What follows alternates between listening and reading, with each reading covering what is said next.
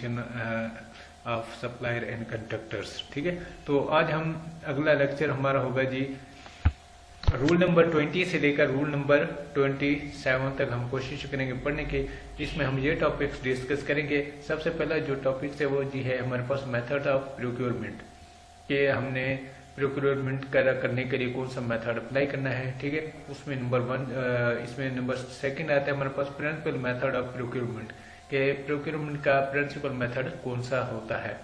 Open competitive bidding, ये भी हम डिस्कस करेंगे। सबमिशन ऑफ बिड्स, के बिड्स को कैसे सबमिट किया जाए, कैसे जो हमने जो है ना उसको बिड ऑफ रिसिप्ट कैसे होती है। ठीक है ना, तो इसके बाद है बिडिंग डॉक्यूमेंट्स है जी, reservation and preference.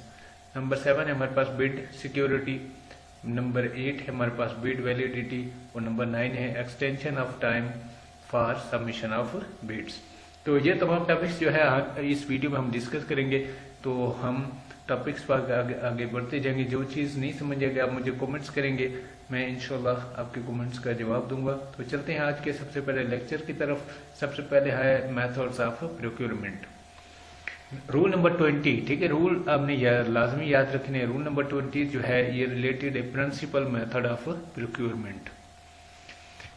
The procuring agencies shall use open competitive bidding as the principal method of procurement for the procurement of goods, services and works। ठीक है, सिंपल इसका मतलब यह है कि प्रोक्योरमेंट एजेंसी ने अगर गुड्स या सर्विस या वर्क्स के लिए अगर प्रोक्योरमेंट करनी है तो उसने इसके लिए जो मेथड यूज करना है वो है जी ओपन कम्पिटिटिव बिडिंग का मेथड अप्लाई करना है, जिसको जो कि प्रिंसिपल मेथड कहलाता है प्रोक्योरमेंट का। ठीक है, तो ये इंपॉर्टेंट चीज याद रखने की, जो चीज मैंने हाईलाइट की हुई है कि प्रोक्योर एजेंसी जो है किस मेथड को अप्लाई करेगी फॉर प्रोक्योरमेंट पर्पज के लिए, तो यह है जी ओपन कम्पिटिटिव बिडिंग। तो ओपन कम्पिटिटिव बिडिंग को हम प्रिंसिपल मेथड भी कहते हैं, प्रिंसिपल मेथड ऑफ प्रोक्योरमेंट भी कहते हैं। ठीक है, रूल नंबर 21 है ओपन कम्पिटिटिव बिडिंग। ठीक है, तो ओपन कम्पिटिटिव बिडिंग जो है ये रूल हम डिस्कस करेंगे। ओपन कम्पिटिटिव बिडिंग के लिए ये subject to the provision rule 22 to 37। तो ओपन कम्पिटिटिव बिडिंग के लिए हमारे पास रूल है 22 से लेकर 37 तक रूल है। ये हम डिस्कस करते जाएंगे जिस तरह हम टॉपिक्स वाले आगे बढ़ते जाएंगे, तो ये भी रूल्स इंशाल्लाह हम डिस्कस करेंगे। तो इन सब्जेक्ट के मुताबिक ओपन कम्पिटिटिव बिडिंग होनी है। The procuring agencies shall engage in open competitive bidding if the cost of object to be procured is more than the prescribed financial limit which is applicable under sub class 1 of class B of rule number 42। Submission of bids के bid को कैसे submit किया जाए, इस ये rule number 22 deal करता है। Number 1 हम पढ़ेंगे कि the bids shall be submitted in a sealed package और packages in such manner that the contents are fully enclosed and can not be known until duly open. ठीक है, कि competitive bidding के लिए जो भी बिड सबमिट होगी वो सील होनी चाहिए और इस मैनर में होनी चाहिए, इस तरीकेकार में होनी चाहिए कि इसका कोई भी कंटेंट जो है नजर नहीं आना चाहिए जब तक कि उसको ओपन न किया जाए। ठीक है, ये इसकी पहली कंडीशन है। अगर कहीं भी वो सील हुआ नहीं है या उसमें कोई ऐसी पैकिंग है कि आपके कुछ कंटेंट नजर आए तो वो बिड जो है काबिल कबूल नहीं होती। नंबर 2 हम है जी procuring agency shall specify the manner method of submission and receipt of bids in an unambiguous and clear manner in the bidding documents. ठीक है, प्रोक्योरिंग एजेंसी ने रिसिप्ट ऑफ बिड या जो बिड के लिए जो बिड सबमिशन का जो मेथड बताना है वो बड़ा स्पेसिफाई करके उसने बताना है, ताकि उसमें कोई शक व शुबा की बात न रहे और क्लियर मैनर में उसके डॉक्यूमेंट्स मेंशन होने चाहिए। तो ये नंबर 2 है इसका। नेक्स्ट है हमारे पास rule number 23। Rule number 23 deal करता है ये बिडिंग डॉक्यूमेंट्स के बिडिंग डॉक्यूमेंट्स कौन कौन से होंगे। ठीक है, तो नंबर 1 है जी procuring agency shall formulate precise and unambiguous bidding documents that shall be made available to bidders immediately after the publication of the invitation to bid. ठीक है, नंबर 1 ये है कि प्रोक्योरिंग एजेंसीज जो है वो बिल्कुल प्रीसाइज वे से मैंने एक आसान और बगैर शिको शुबात के जरिए जो जितने भी बिडिंग डॉक्यूमेंट्स हैं उनको फार्मुलेट करेगी और वो जो है ये जो भी बिडर्स हैं उनके लिए अवेलेबल होंगे इसके इन्विटेशन ऑफ बिड के पब्लिकेशन के फौरन ही बाद। नंबर 2 है for competitive bidding whether open और limited the bidding documents shall include the following computer bidding के लिए वो बेशक ओपन हो या लिमिट हो, तो उसके लिए ये डॉक्यूमेंट्स होंगे जो कि अब हम डिस्कस करने लगे हैं। नंबर 1 है, उसमें है कि जी बिडिंग डॉक्यूमेंट्स में इन्विटेशन टू बिड होनी चाहिए, इंस्ट्रक्शन टू बिडर्स होनी चाहिए, form of bid, form of contract, general और special condition of contract, specifications and drawings और performance criteria where applicable. Again list of goods और bill of quantities where applicable, delivery time और completion schedule के delivery time क्या होगा, ये भी authority ने प्रोक्योर एजेंसी ने उसको फाइनलाइज करना होता है अपने बिडिंग डॉक्यूमेंट्स में। क्वालिफिकेशन क्राइटेरिया क्या होगा, बिड एवोल्यूशन क्राइटेरिया क्या होगा, ये भी ऑलरेडी डॉक्यूमेंट्स में मेंशन होता है कि एक बिड को हमने कैसे, प्रोक्योर एजेंसी ने कैसे एवोल्यूट करना है, उसमें कौन सी चीजें देखी जाती हैं। उसके format of all security required कि कितनी सिक्योरिटी रिकॉर्ड होगी, कि वैसे तो 5% होती है, लेकिन वो बिड टू बिड वेरी करता है कि बिड किस किस्म की, तो उसके मुताबिक उसकी सिक्योरिटी होती है। Details of standards if any that are to be used in assessing the quality of goods, work and services are services specified. Any other detail not inconsistent with these rule that the procure agency may deem necessary.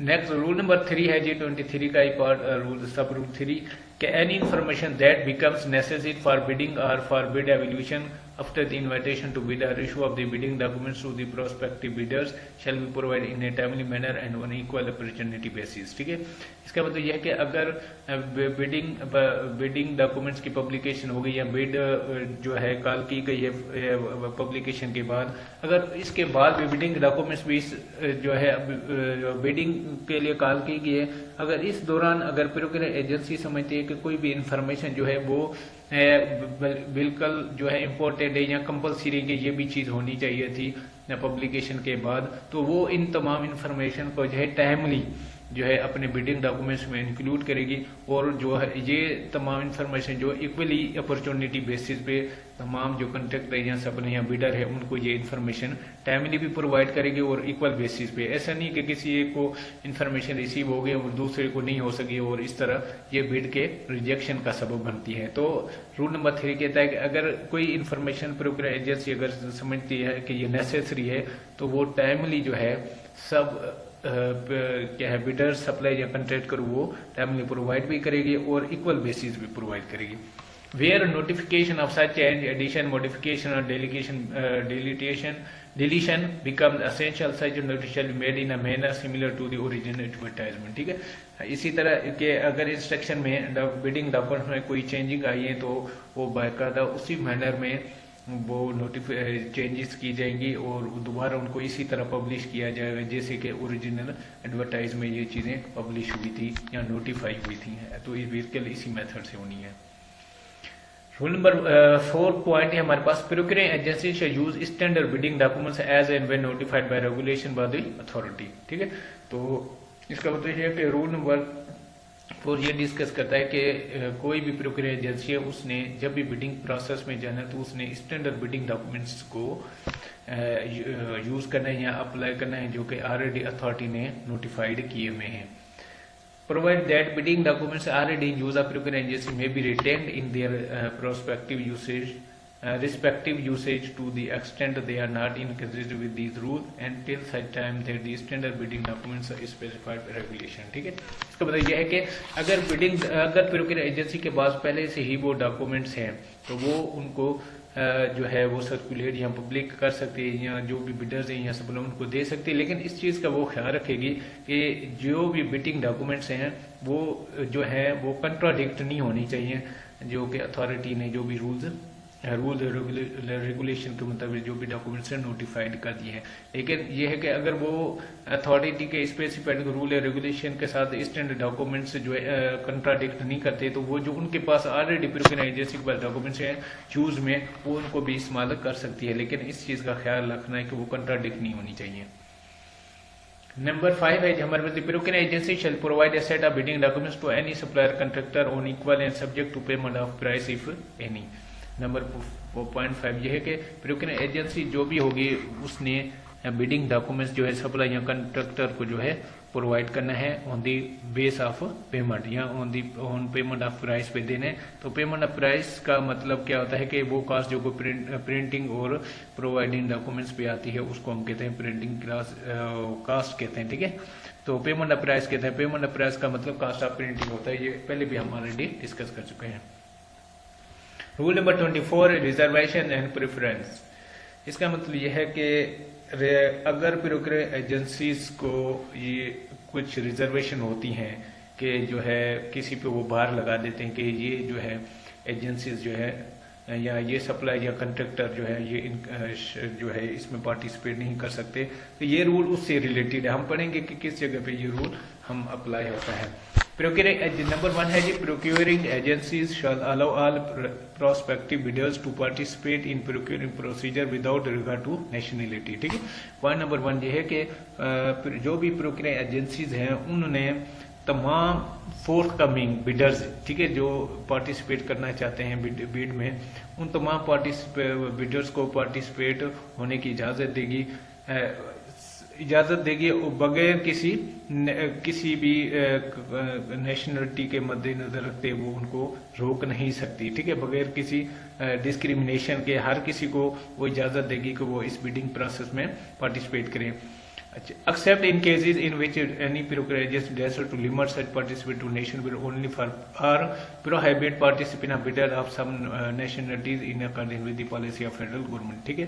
अगर वो किसी को रोकना भी चाहती हैं, किसी nationality को या किसी बिडर्स को उस पार्टिसिपेट नहीं कभी करना चाहते हैं, तो वो बिल्कुल उस पॉलिसी के तहत उसको बाहर करेंगे जो कि फेडरल गवर्नमेंट ने नोटिफाइड की हुई पॉलिसी, उसके मुताबिक उसको वो जो है ना बिडर या सप्लायर को वो जो है पार्टिसिपेशन से रोक सकती प्रोक्योरिंग एजेंसीज रोक सकती हैं। इसके अलावा वो अपने तौर पे या अपने लॉज और रेगुलेशन के मुताबिक जो भी एजेंसीज के रूल्स होते हैं प्रोक्योरिंग एजेंसीज के, वो अपने लॉज के मुताबिक नहीं कर सकते, बल्कि जो फेडरल गवर्नमेंट की पॉलिसी होगी कि इस नेशनल बिडर्स को या इस नेशनल बिडर्स को इंक्लूड होना चाहिए या नहीं होना चाहिए, तो वो इस रूल को फॉलो करेंगे। इसके अलावा जो है तो वो प्रोक्योरिंग एजेंसी सबको तमाम बिडर्स के लिए इक्वल अपॉर्चुनिटी प्रोवाइड करेगी कि वो इसमें पार्टिसिपेट कर सके। नंबर 2 है हमारे पास, procuring agencies shall allow for preference to domestic और नेशनल सप्लायर और contractor in accordance with the policies of the federal government. इसी तरह अगर प्रोक्योरिंग एजेंसी ने किसी को डोमेस्टिक या नेशनल बिडर्स को प्रेफरेंस देनी है तो वो भी according to federal government policies के मुताबिक ही होगा। The magnitude of price preference to be accorded shall be clearly mentioned in the bidding documents under the bid evaluation criteria, ठीक है। अगर उसने प्रेफरेंस दी है तो मैग्नीट्यूड ऑफ प्राइस प्रेफरेंस जो होगा वो ऑलरेडी जो बिडिंग डॉक्यूमेंट्स में मेंशन होता है और उसमें ये भी बताया होता है कि उसकी बिडिंग एवल्यूशन क्राइटेरिया क्या होगा, ठीक है। रूल नंबर 25 है, रूल नंबर 25 डिस्कस करते हैं जी बिड सिक्योरिटी। तो procuring agency may require the bidder to furnish a bid security not exceed 5% of the bid price, ठीक है, कि प्रोक्योरिंग एजेंसी ने जो है 5% से ज्यादा किसी से भी बिड सिक्योरिटी क्लेम नहीं करनी। रूल नंबर 26 है बिड वैलिडिटी। नंबर 1 है procuring agency keeping in view the nature of the procurement shall subject the bid to a bid validity period, ठीक है। प्रोक्योरिंग एजेंसी जो है वो प्रोक्योरमेंट की नेचर को देखते हुए किसी भी बिड को एक वैलिडिटी पीरियड के लिए उस बिड को जो है अपनी सेफ कस्टडी में रख सकती है या उसके लिए पीरियड मेंशन कर सकती है कि इस बिड की वैलिडिटी पीरियड जो है इतना से इतना है। रूल नंबर 2 है bid shall be valid for the period of time spend in the bidding documents. Bid कोई भी है किसी जो है वो किसी भी टाइम के लिए उस वक्त किसी भी टाइम के लिए जो है वैलिड होगी उस वक्त के लिए जो पीरियड जो है बिडिंग डॉक्यूमेंट्स में बताया गया। अगर बिडिंग डॉक्यूमेंट्स में किसी बिड की वैलिडिटी पीरियड बताया गया 2 साल का, तो वो बिड 2 साल तक वैलिड होगी, इसके बाद वो एक्सपायर हो जाएगी या इनवैलिडेट हो जाएगी। रूल नंबर 3 पॉइंट नंबर 3 हमारे पास, the procuring agency shall ordinarily be under an obligation to process and evaluate the bid within the stipulated bid validity period, ठीक है। प्रोक्योरिंग एजेंसी जो है आमतौर पर भी उसकी ये जिम्मेदारी बन जाती है कि वो बिड को प्रोसेस करे या एवेल्यूट करे जो भी उसका टाइम मुतय्यन है, जो भी पीरियड बताया गया उस पीरियड में करेगी। इसके अलावा जो इसमें कोई रीजन, अगर उसने इसमें कोई एक्सटेंशन भी करनी तो वो इसके लिए रीजन देगी। However under exceptional circumstances and for reason to be recorded in writing, if an extension is considered necessary, all those who have submitted their bid shall be asked to extend their respective bid validity period। ठीक है, तो point number 3 ये है कि procuring agency ने किसी भी bid को उसके स्पेकुलेटेड जो भी फिक्स टाइम पीरियड है उस पीरियड के दौरान बिड को जो है एवेल्यूट करना है। लेकिन कुछ ऐसे हालात के जब ये कंसिडर प्रोक्योरिंग एजेंसी ये समझती है कि इसमें थोड़ी सी एक्सटेंशन होनी चाहिए, तो वो जो है तमाम बिडर्स को भी ये कहेगी इन राइटिंग के वो भी अपनी बिड वैलिडिटी पीरियड को एक्सटेंड कर ले। Such extension shall be for not more than the period equal to the period of the original bid validity. ठीक है, लेकिन ये एक्सटेंशन पीरियड जो है ये ओरिजिनल बिड वैलिडिटी के जो पीरियड था उससे ज्यादा नहीं होना चाहिए। इसका मतलब यह है कि बिड वैलिडिटी अगर पहले ओरिजिनल डॉक्यूमेंट्स में मेंशन हुई थी 15 डे, तो नेक्स्ट जो एक्सटेंशन है वो भी 15 डेज तक ही होगी, इससे ज्यादा एक्सटेंशन नहीं हो सकती। रूल नंबर 4 है, पॉइंट नंबर 4 है हमारे पास बिडर्स कौन होते हैं। Bidders who agree to extension of their bid validity period shall also extend the validity of the bid bond or security for the extended period of the bid validity। ठीक है, कि bidder वो होते हैं जो कि बिड वैलिडिटी की extension को एक्सेप्ट करते हैं और इसके साथ जो बिड वैलिडिटी की जो पीरियड है उसकी जो सिक्योरिटी थी तो उसको भी वो एक्सटेंड करेंगे। ठीक है, कि अगर ओरिजिनल बिड डॉक्यूमेंट्स में जो उसकी सिक्योरिटी 5% थी, तो अब जितना पीरियड इंक्रीज होगा तो वो हो सकता है कि बिडिंग डॉक्यूमेंट में 6% हो जाए। तो जो बिडर होगा इस चीज को एग्री करेगा तो वो 6% भी उसको फिर ये बिड उसके लिए बिड के लिए उसको सबमिट कराना पड़ेगा। नंबर बी है agree to the procuring agency request for extension of bid validity period shall not be permitted to change the substance of their bids. ठीक है, तो बिडर ये भी हो गया कि जो कोई प्रोक्योरिंग एजेंसी के रिक्वेस्ट पे अगर वो अपनी बिड वैलिडिटी की एक्सटेंशन कर लेता है तो उस दौरान ये भी वो एग्री करेगा कि उसने ऑलरेडी जो सबमिट कराई हुई बिड वो उसके कंटेंट में कोई चेंजेस या उसके सब्सटेंस में जो है कोई चेंजिंग भी नहीं होना चाहिए। जो उसने फर्स्ट टाइम पे प्रेजेंट करनी थी तो सेकंड एक्सटेंशन के बाद भी उसी सेम प्रोसेस में उसी सेम क्वांटिटीज में वो प्रेजेंट करेगा, उसके बिड सब्सटेंस में कोई तब्दीली नहीं होनी चाहिए। तो ये बिडर इस चीज को भी एग्री करेगा। Do not agree to an extension of the bid validity period shall be allowed to withdraw their bid without for features of their bid bonds or securities। ठीक है, तो बिडर वो भी होता है कि जो एग्री विदड्रॉ करना चाहता है बगैर बिड वैलिडिटी पीरियड के, तो उसको विदड्रॉ होने की इजाजत होगी और इसके साथ ही वो अपनी जो भी बिड सिक्योरिटी या बिड बॉन्ड्स की जो भी श्योरिटी वो उसको वापस भी ले सकता है बगैर किसी डिडक्शन के या बगैर किसी समझो कि to be held in the on the behind of the procuring agency. ठीक है, तो ये जो है इसको बगैर किसी विद होल्डिंग के ये अपनी जो सिक्योरिटी उसने बिड की जमा करे वो वापस भी ले सकता है और विदड्रॉ भी कर सकता है। Extension of time for submission of bids, rule number 27 इसके साथ डील करता है extension of time for submission of bids के लिए। तो इसमें हम ये डिस्कस करेंगे where procuring agency has already prescribed a deadline for submission of bids and due to any reason the procurement agency finds it necessary to extend such deadline, it shall do so only after recording its reasons in writing and in an equal opportunity manner। ये already हमने वैसे discuss कर लिया कि अगर procuring agency समझती है उसने ऑलरेडी जो एक डेडलाइन बनाई हुई थी सबमिशन ऑफ बिड की, अगर किसी रीजन की वजह से वो ये कंसीडर करते हैं कि इस बिड सबमिशन ऑफ बिड के पीरियड को या डेडलाइन को इंक्रीज होना चाहिए या एक्सटेंशन उसमें होनी चाहिए, तो वो उसके लिए उसको एक्सटेंड करेंगे, बिल्कुल उसको इन राइटिंग में करेंगे और उसमें रीजन भी कोट किए जाएंगे और ये जो एक्सटेंशन होगी वो ये इक्वल अपॉर्चुनिटी मैनर में होगी ताकि वो सबको रिसीव हो सके, जितने भी बिडर्स हैं या सप्लायर या कंट्रैक्टर जितने हैं वो इक्वल बेसिस में उनको मिल सके। Advertisement for the extension time shall be done in a manner similar to the original advertisement। This is end of video. Thanks for watching. Allah Hafiz।